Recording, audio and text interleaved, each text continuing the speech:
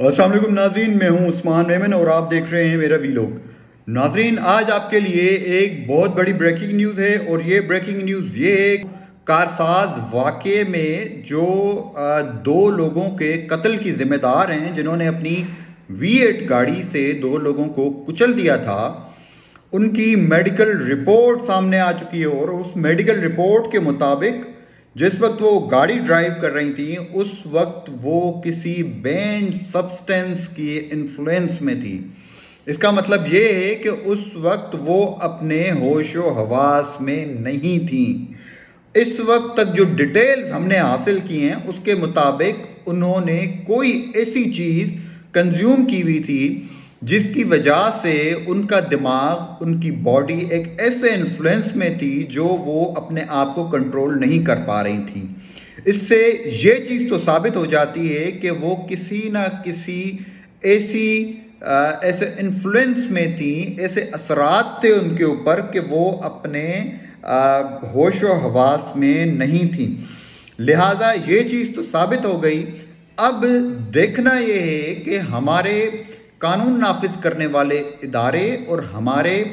جو مدعی ہیں، جو آمنہ عارف اور ان کے والد صاحب ہیں، وہ اس کیس کو کس طرح سے پرسو کرتے ہیں۔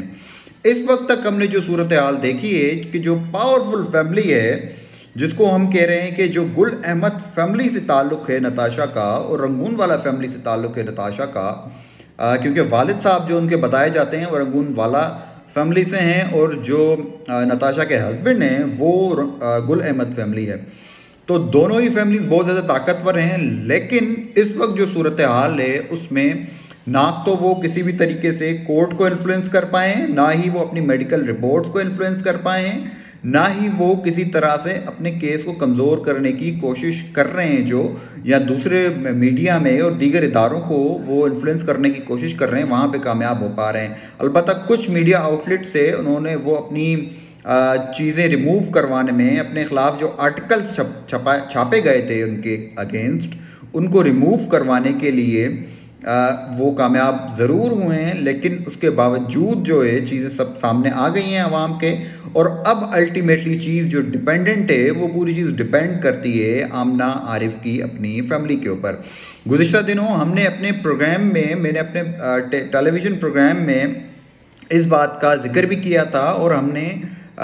جو آمنہ عارف کے وکیل ہیں ان سے بھی بات کی تھی۔ ان کا بھی یہی کہنا تھا کہ اس طرح کے کیسز میں ساری چیزیں ڈیپینڈنٹ ہوتی ہیں فیملی کے اوپر۔ اگر فیملی بیک آف کر جاتی ہے on any point of the case for what's ever reason, چاہے وہ ان کے اوپر پریشر ڈالا گیا ہو، یا دیت ہو، یا اور کوئی معاملات ہوں جس کی وجہ سے وہ بیک آف کر رہے ہوں، تو اس پوائنٹ پہ کیس ختم ہو جاتا ہے۔ اور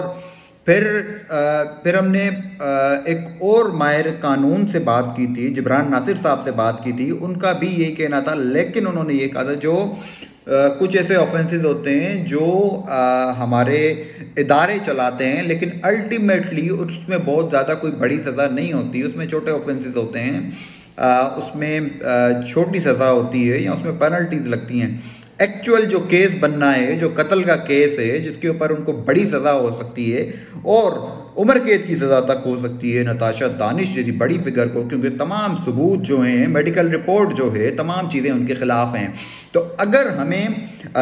قانون نافذ کرنے والے اداروں کو، اور اگر آمنہ عارف کی فیملی کو ایک مثال قائم کر رہی ہیں، تو اپنے پوائنٹ کے اوپر انہیں کھڑا رہنا پڑے گا، تاکہ آگے اس طرح کا کوئی بھی واقعہ نہ ہو، اور کوئی بھی اس طرح کا کوئی امیر زادہ، کوئی پیسے والا شخص جو ہے نشے میں گاڑی نہ چلائے، اور اپنے شہریوں کا، پاکستان کے شہریوں کا، جو متوسط طبقے کے لوگ ہیں، جو غریب لوگ ہیں، ان کی زندگی کا اس طرح سے ضیاع نہ کرے۔ تو اب پوری چیز ڈیپینڈنٹ ہے ان کی فیملی کے اوپر، سارے پریشرز ان کی فیملی کے اوپر ہیں۔ اوبویسلی جب چیزیں ان کے ہاتھ میں ہیں تو سارے پریشر ان کے پاس ہی ہوں گے۔ الٹیمیٹلی جو نتاشا کی فیملی ہے وہ بھی ان کو پریشرائز کر رہی ہے، اور جو میڈیا ہیں اور جو پورا سول سوسائٹی ہے وہ ان کو اوبویسلی اس طرح سے پریشرائز کرے گی کہ آپ کیس واپس نہ لیں۔ دیکھنا یہ ہے الٹیمیٹلی کہ نتاشا کی جو آمنہ عارف کی فیملی ہے وہ کس طرح کا ڈیسیجن لیتی ہے، اور الٹیمیٹلی جو یہ کیس ہے کس طرف جاتا ہے۔ کیا نتاشا کو سزا ملتی ہے یا آمنہ عارف کی فیملی بیک آف ہو جاتی ہے، کہیں جا کے سیٹلمنٹ کرتی ہے یا دیت کا اماؤنٹ لیتی ہے، یہ وقت بتائے گا. لیکن وقتاً فوقتاً اس کیس کے حوالے سے جو بھی اپڈیٹس ہوں گی میں اپنے چینل کے اوپر، اپنے سوشل میڈیا اکاؤنٹس کے اوپر اپڈیٹ کرتے رہیں گے اور آپ کو باخبر رکھتے رہیں گے. Thank you so much.